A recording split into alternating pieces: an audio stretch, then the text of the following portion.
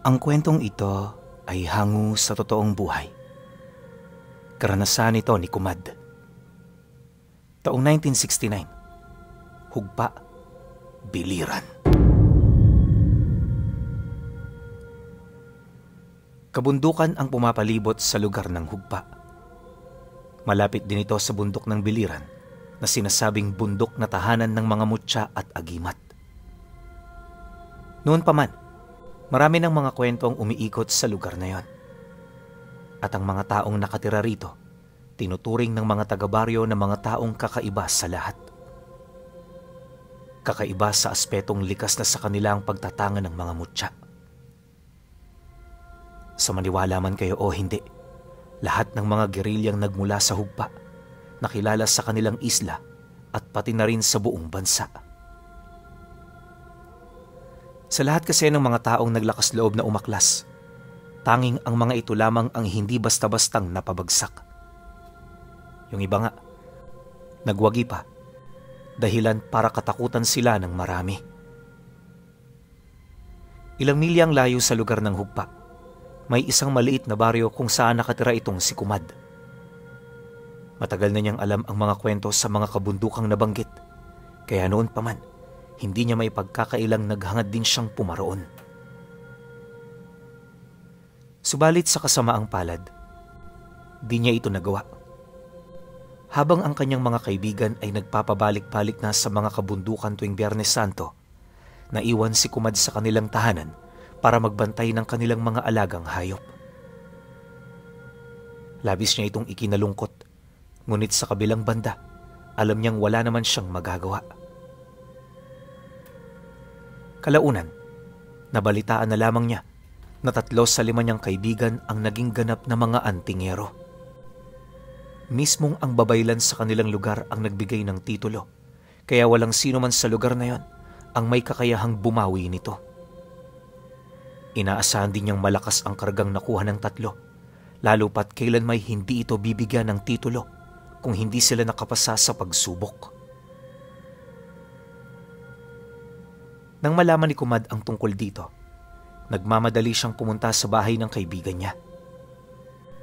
Maski siya man kasi, abot langit ang naramdamang karangalan buhat sa nagawa ng 3. Ngunit pagdating niya sa bahay kung saan naroon ang mga ito, napansin niyang marami itong kausap.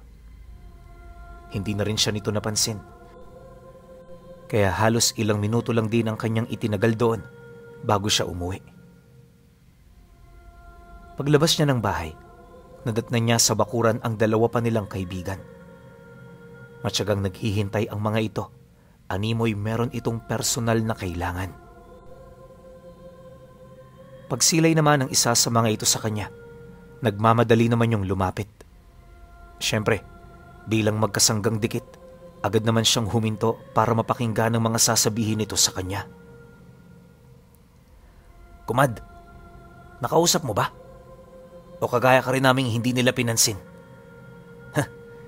Naiintindihan ko naman kung bakit sila nagkakaganon.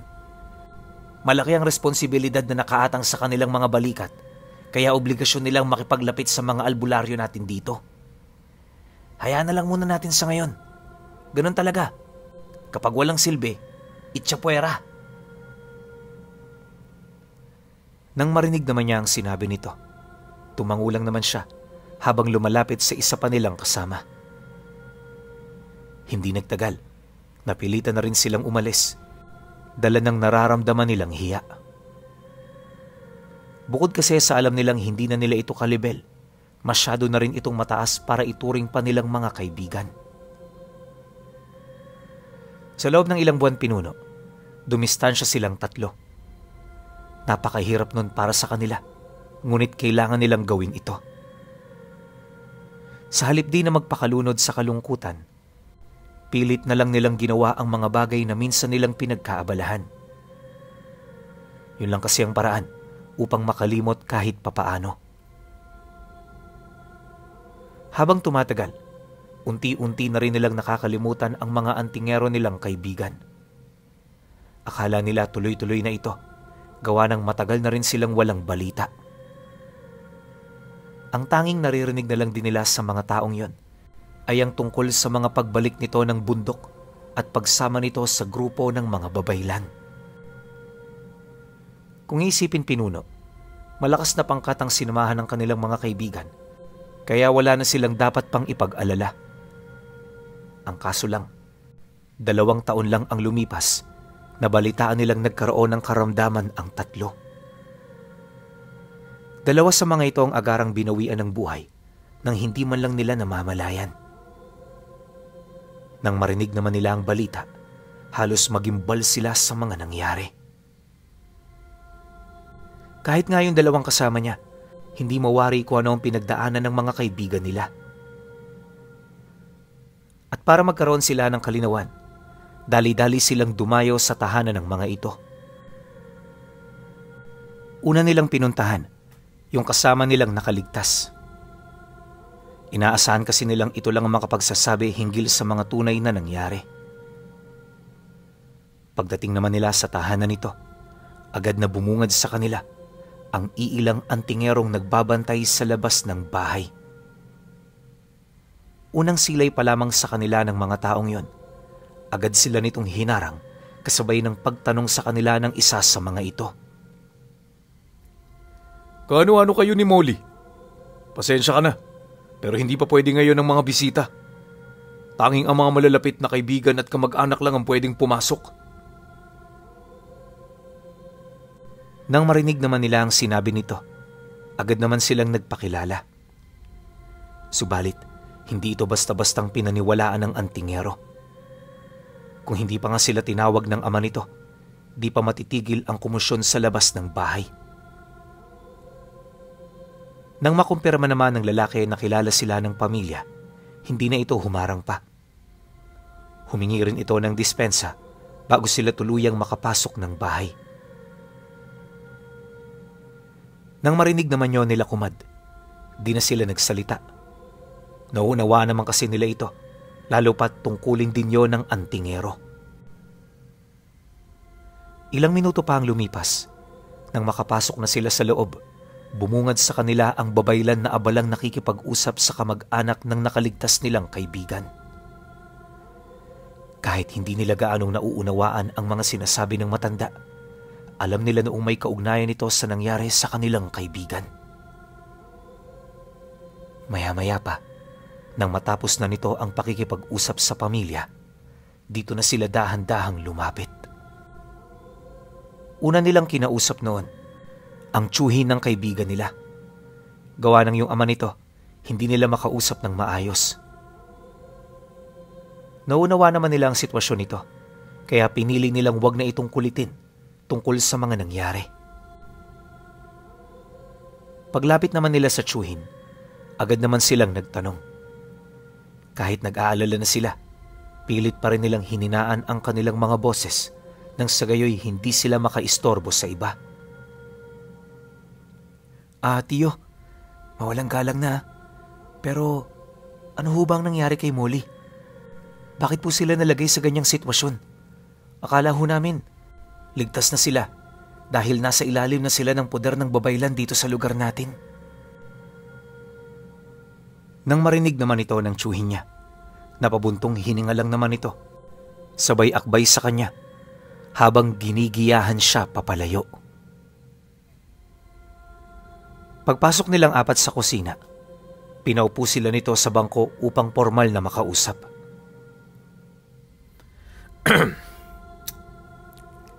Hindi porket babaylan ang namumuno sa kanila, wala na sa kanilang makakatalo. Ibahin niyo ang lugar ng biliran. Kung inakala niyong tahanan lang ito ng mga mutya at agimat, abay nagkakamali kayo. Dahil may mga parte pa rin ng bundok ang hindi pa nadidiskubre ng mga antingero natin dito.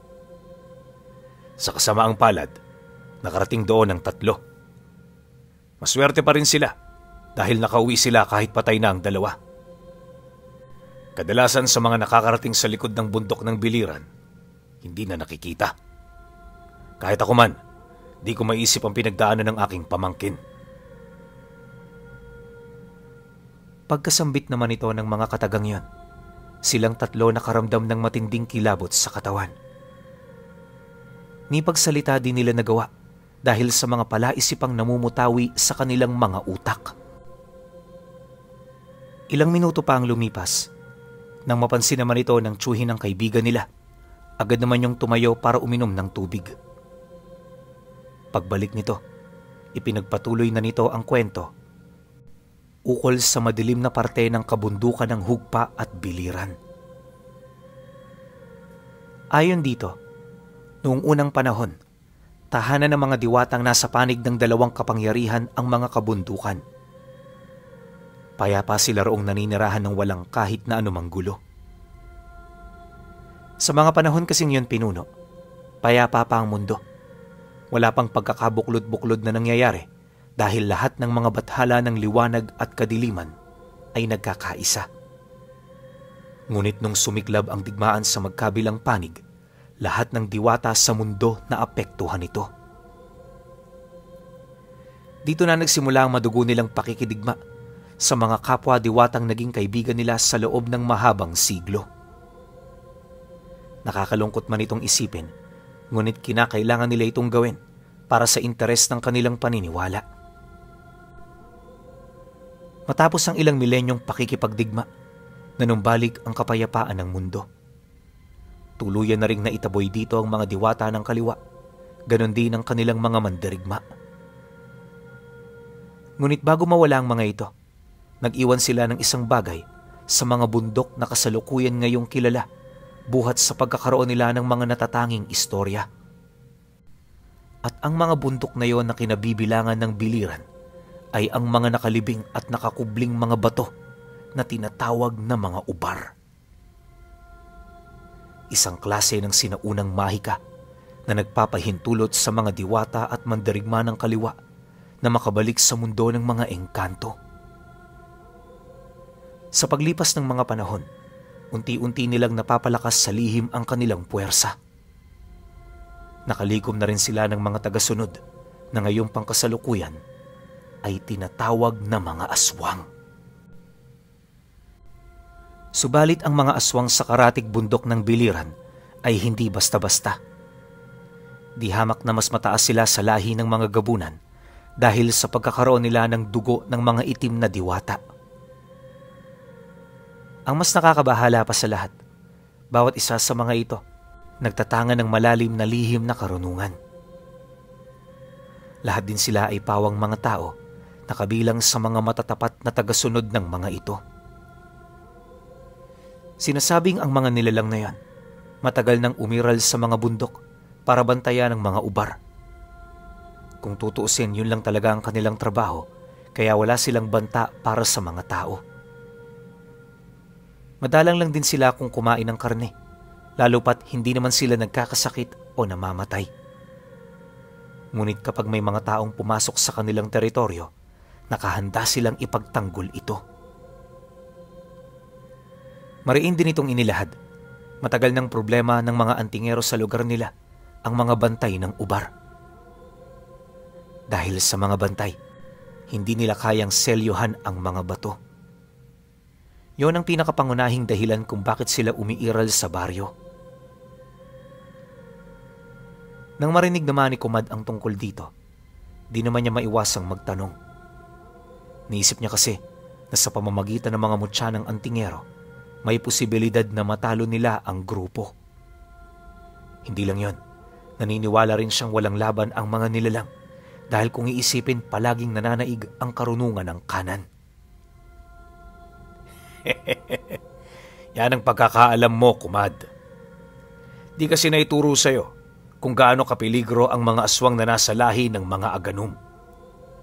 Hindi sila ang tipo ng mga aswang na mahanap mo kung saan-saan, sapagkat makikita mo lamang sila sa mga bundok na may mga nagkukubling bato ng ubar.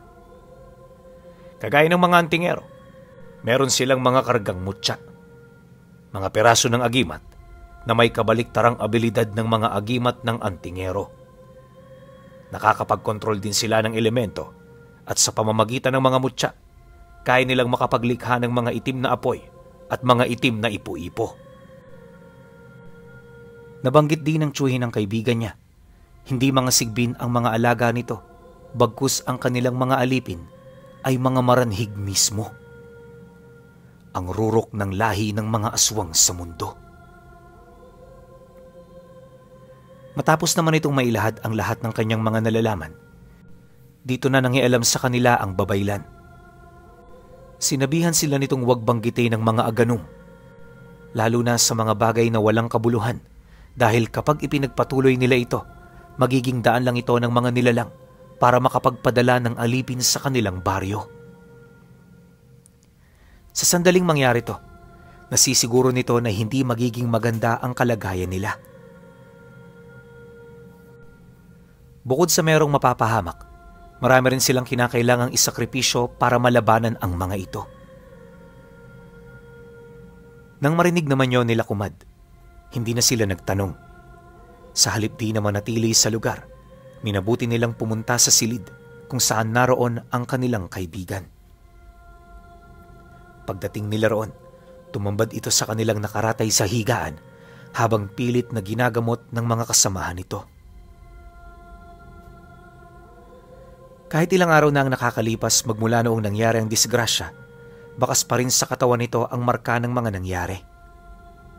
Ayon sa kanya, halos mangitim na ang buong katawan ng kaibigan niya na para bang binuhusan nito ng kung anumang kumukulong bagay. Hindi na rin ito nakakapagsalita at halos wala na itong nararamdaman sa buo nitong katawan. Mabilis ding namamayat ang kaibigan nila na base sa mga manggagamot, epekto umano ng lasong sapilitang pinainom dito. Pagtatapat pa ng mga tumulong, di nila maipapangako ang kaligtasan nito, gawa ng maging sila man, wala nang ideya sa karamdamang kasalukuyan nitong pinagdadaanan. Ang nakakaalarma pa sa lahat ay ang mabilis na pagkalat ng sakit dahil sa hindi mapigilang paglapat ng mga mikrobyo sa katawan nito. May hinala rin ang mga manggagamot, hindi lang sakit, bagkus mataas na uri ng pambabarang ang kasalukuyang kinakaharap ng kanilang kapanalig. Gustuhin man nilang mailigtas ito, wala silang maisip na solusyon para maresolba ang kinakaharap nilang problema. Matapos naman itong mailahad sa kanila, wala silang nagawa kundi ang maghintay. Sa sobrang kaba nila noon, napilitan silang manatili sa bahay ng kanilang kaibigan sa loob ng ilang araw. Bawat isa sa kanila, taimtim na nagdarasal para sa ikagagaling nito. Ngunit sa kasamaang palad, hindi na rin ito nagtagal. Inabot lang ng 4 na araw ang itinagal nito bago ito tuluyang bawian ng buhay. Dahil sa ganoong pangyayari, sama-sama silang inilibing ng 2 pang nauna. Nakakapanghinayang man ito kung iisipin, wala silang magagawa kundi tanggapin ang lahat. Hindi naglaon. Nang mailibing na ang mga ito, bahagya munang kumalma ang grupo ng mga antingero. Hanggat maaari, iniwasan na muna nila ang bundok ng biliran upang di na sila mamataya ng mga kapanalig. Ang kaso lang habang tumatagal, may napapansin itong umuusbong na kaguluhan sa kanilang lugar. Noong una, hindi ito pinansin ng mga antingero. Ngunit nang malaman nila ang tungkol sa pagpaparamdam ng mga maranhig at pagkamkam nito ng mga lupain, dito na sila nagsimulang maalarma. Maliban kasi sa ganun itong gawain, nalaman din nilang pumapatay na rin ito ng mga inosenteng tao. Bukod tangi sa lahat ang mga maranhig na dumayo, gawa ng meron itong kaalaman pagdating sa itim na mahika. Upang hindi pagdudahan ang mga napaslang nilang biktima, lumilikha sila ng mga kawangis nito nang sa gayoy hindi magtaka ang mga tao sa baryo. Ngunit kahit anong gawin ng mga maranhig, hindi nila maitatago ang masasama nilang gawa sa mga antingero.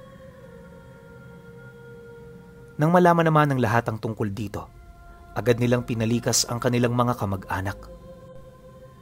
Bagaman marami nang natatanggap na babala sila Kumad, nanatili sila sa kanila dahil ang buong akala nila hindi naman sila maaapektuhan ng mga kaguluhan. Nakakatawa man ito kung iisipin, subalit naniniwala ang tatay niya labas sa ganoong pangyayari ang mga taong mangmang pagdating sa lihim na karunungan. Ngunit ang hindi nito alam, matagal na pala silang sangkot buhat sa pagiging magkaibigan ni Kumad at nung 3 antingerong namatay. Sa paglipas pa ng mga araw, wala namang nangyaring kakaiba. Nagpatuloy pa rin naman ang mga ordinaryo nilang buhay hanggang sa sumapit ang gapasan ng palay. Maliban sa paghahanap buhay pinuno, wala na sila noong inisip na pwedeng mangyari.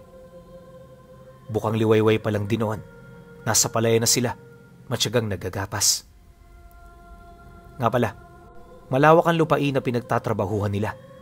Maliban sa palayan, may taniman din ng mga gulay, saging, kakao, at kung ano-ano pa.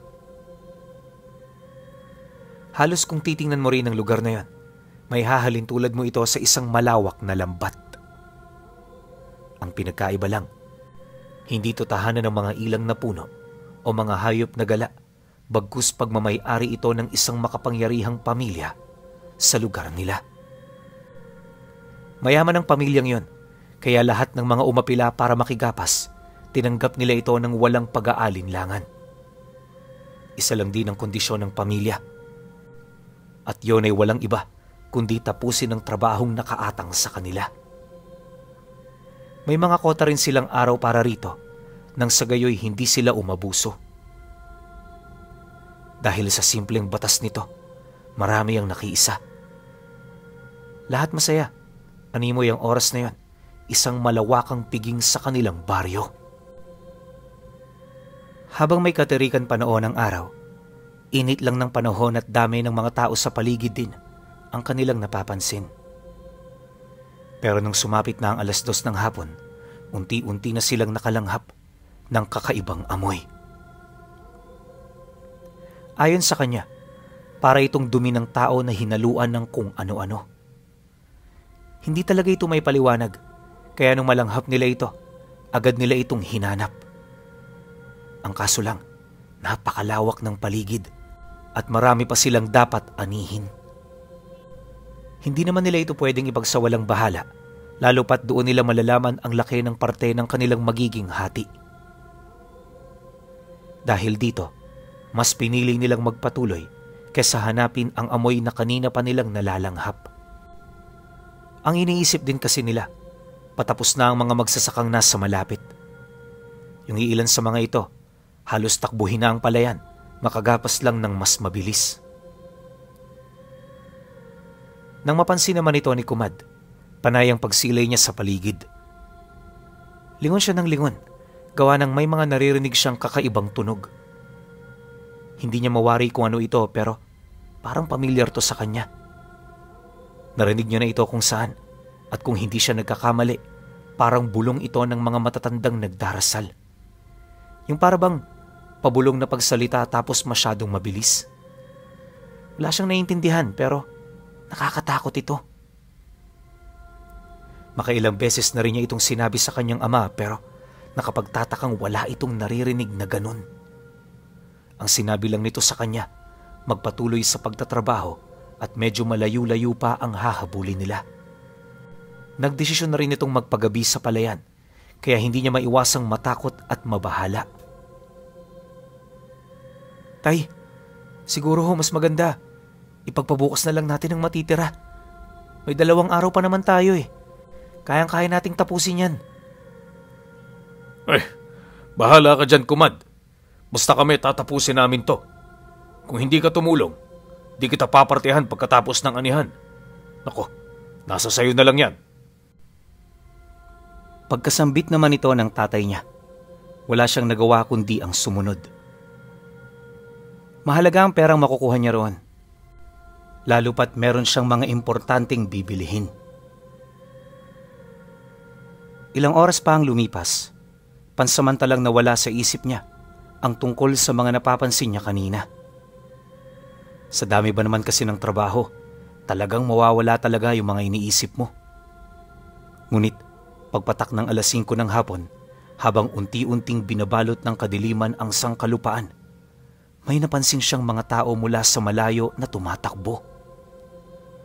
Nasisiguro niyang mga magsasaka ito dahil malapit lang yun sa bahay ng may-ari. Makalipas pa ang ilang minutong pagmamasid, dito na rin ito napansin ng kanyang ama. Pagsilay nito sa mga nagkakagulo, agad naman sila nitong inabisuhan na manatili sa kanilang kinaroroonan. Ngunit nang marinig ito ni Kumad, hindi siya sumang-ayon. Ang ginawa nila ng kanyang mga kapatid at kaibigan, pumunta sila sa tabi ng palayan kung saan naroon ang matataas na nyog. Paglayo naman ng tatay niya, dito na sila nakarinig ng malalakas na pagsigaw hanggang sa may makita na silang mga magsasakang sinusunggaban nung mga nilalang na humahabol sa mga ito. Dahil sa pangyayari, agad naman niyang tinawag ang tatay niya, ngunit hindi na nila ito nakita. Kalaunan, nang mapansin nilang malapit na sa kanila ang kaguluhan, nagpasya ang kanyang kaibigan na umakyat sila sa puno ng nyog. "Kumad, wag na kayo magdalawang isip. Nakikita mo naman siguro, hindi ba? Bilisan mo na! Magpasya na kayo!" Dahil sa sinabi nito, agad naman niyang kinuha ang kapatid niyang hindi marunong umakyat. Nasa edad 10 na yon pinuno, pero sa hindi malamang dahilan, naisama niya ito sa tuktok ng nyog. Matinding hirap ang kanyang pinagdaanan bago makarating sa mga dahon, pero lahat ng yon sulit naman. Sa proseso nga rin ng pag-akyat niya, nabalian siya ng daliri dahil sa puwersa at matinding pagpipigil.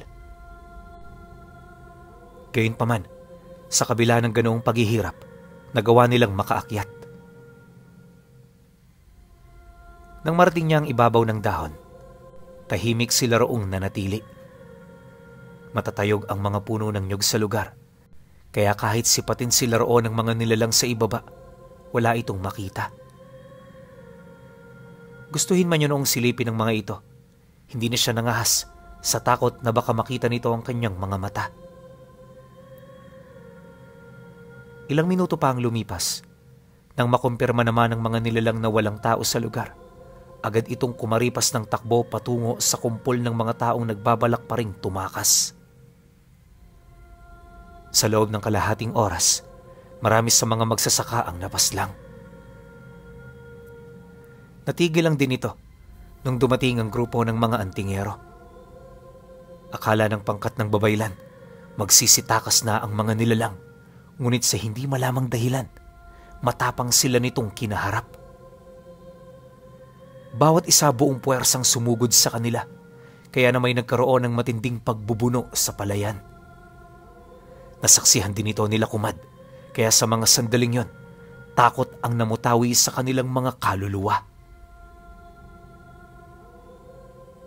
Hindi nagtagal, dahil sa dalang pangontra ng babaylan, wala na ring nagawa ang mga nilalang kundi ang mapaatras.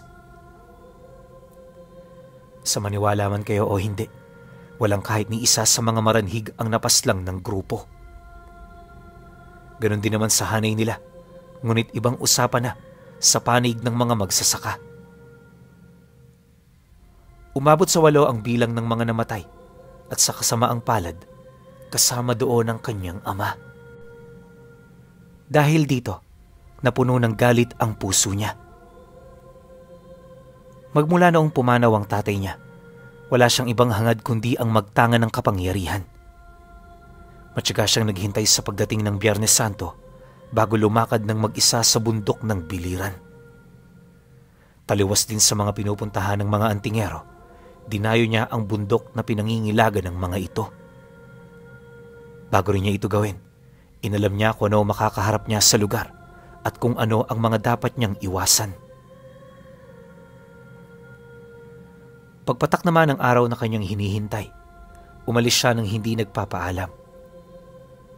2 araw siyang nawala sa bundok, kaya marami sa mga kamag-anak niya ang naghanap sa kanya. Akala ng mga ito patay na siya, pero laking gulat na lamang nila nang biglang bumalik si Kumad sa araw ng pagkabuhay. Walang makapagsabi kung ano ang ginawa niya sa bundok, kung kaya't ilang taon din itong naging misteryo sa lahat. Sinubukan din siya noong kausapin ng babaylan pero wala siyang binanggit na kahit ano. Basta ang sinabi niya, "Hindi mo siya ang hinahanap ko. Pumunta ako roon para kausapin ang tatay ko. Dahil dito, nagsilbi naman itong palaisipan para sa lahat. Akala nila literal na walang nakuha itong si Kumad, ngunit lingid sa kanilang kaalaman, nakamit pala nito ang pagkakaroon ng bathalang gabay. Ayon sa kanya, nakuha niya ang ganoong kataas na nilalang sa pamamagitan lamang ng pakikipag-usap. Naging matapat din siya sa salita, gayon din sa kanyang mga hangarin. At dahil sa kanyang katapatan, binigyan siya ng bathala ng isang regalong madalang lang matanggap ng tao. At ang regalong yon, ang pagtangan dito bilang gabay at bilang puso ng kanyang kapangyarihan. Dagdag pa niya na, ang bathalang sumunod sa kanya ay may kapangyarihang pumanday ng lahat ng kahinaan ng mga nilalang na nasa panig ng kaliwa. Ito ang naging susi ng kanilang baryo para tuluyan silang makalaya sa mga maranhig. Di man nila nakalaban ng mga aganum, lubos itong pinagpapasalamat ni Kumad sa kadahilanang kung pagbabasehan ang antas ng mga antingero sa kanilang lugar, hindi pa nito kayang tumalo ng ganoong kataas na mga nilalang.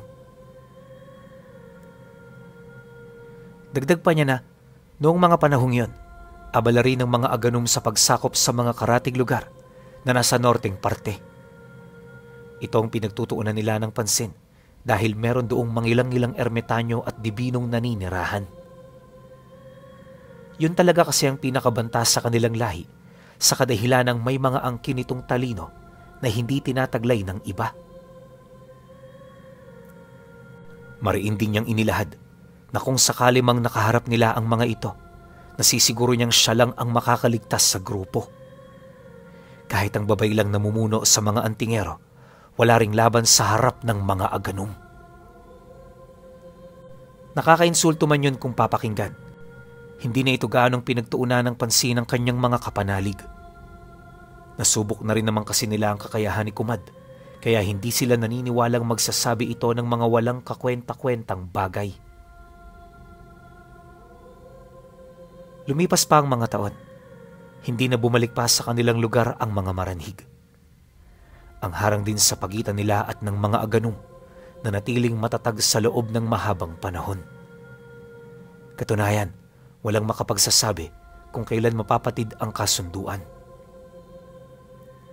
Ngunit habang nagpapatuloy pa ito, pinili nilang lasapin ang kapayapaang kanilang tinatamasa. Sa bandang huli, hindi gulo ang kanilang hinanap, pagkus ay ang katahimikan ng kanilang mga puso. Ngayong pangkasalukuyan, walang makapagsasabi kung kailan ang panahon ng pagsalakay ng mga aganum, ang aswang nakapantay ng dibino.